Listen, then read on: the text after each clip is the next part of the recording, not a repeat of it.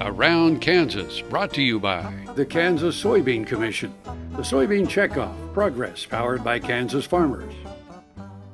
Welcome back to Around Kansas. I'm Deb and Frank is with me this morning. We're going to talk about water. Have you ever seen so much water in Kansas? Oh my, well 1993 of course was huge. Unfortunate. It was huge. 1951, I was around to see 1951. I was a kid at the time. And in fact, you know, the WRVN radio studio is in the Noto Arts District, which is downtown North Topeka, which pretty much was underwater.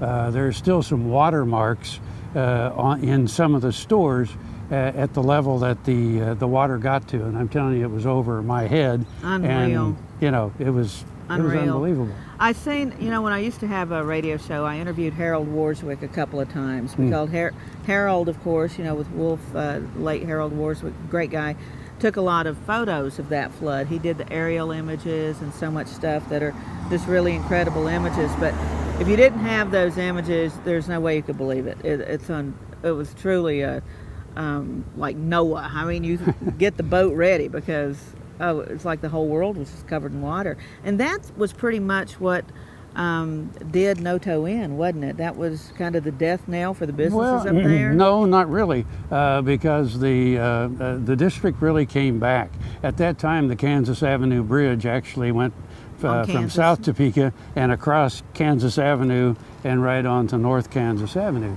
But the people over there were pretty resilient, and the whole area rebuilt. And so it's an interesting story, and we'll do some more stories on that North Topeka district.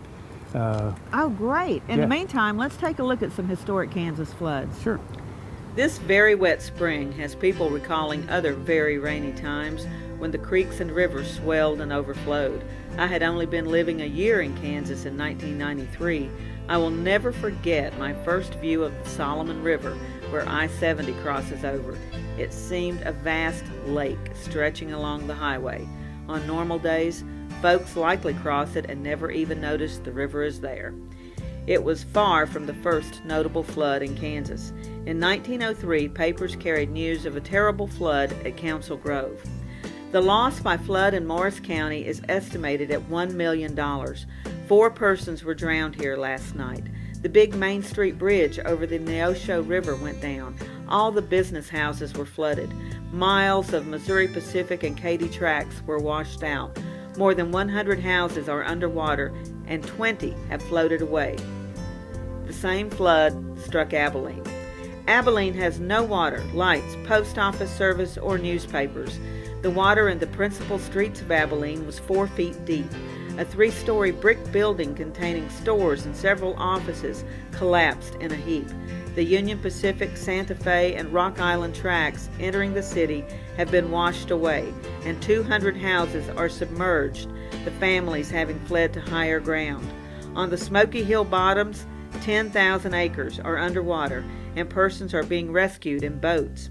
Sherwood Murphy, a farmer, was drowned in the Smoky Hill River tonight. But the floods of July 1951 would eclipse all the others. Government sources estimated that across the Midwest, 500,000 people were left homeless and 24 people died in the disaster. The above-average rainfall began in June and continued through July 13, dumping well over 25 inches on some areas in eastern Kansas.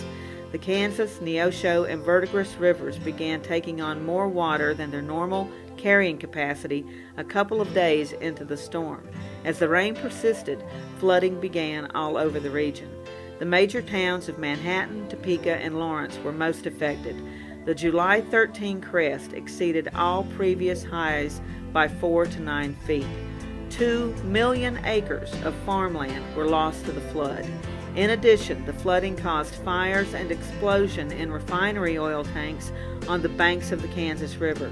Some train passengers traveling through the area were stuck on their trains for nearly 4 days. In all, $760 million in damages were caused by the flood. Following the great 1951 flood, a series of reservoirs and levees were constructed all over the area. In 1993, these were credited with minimizing the damage from another record flood.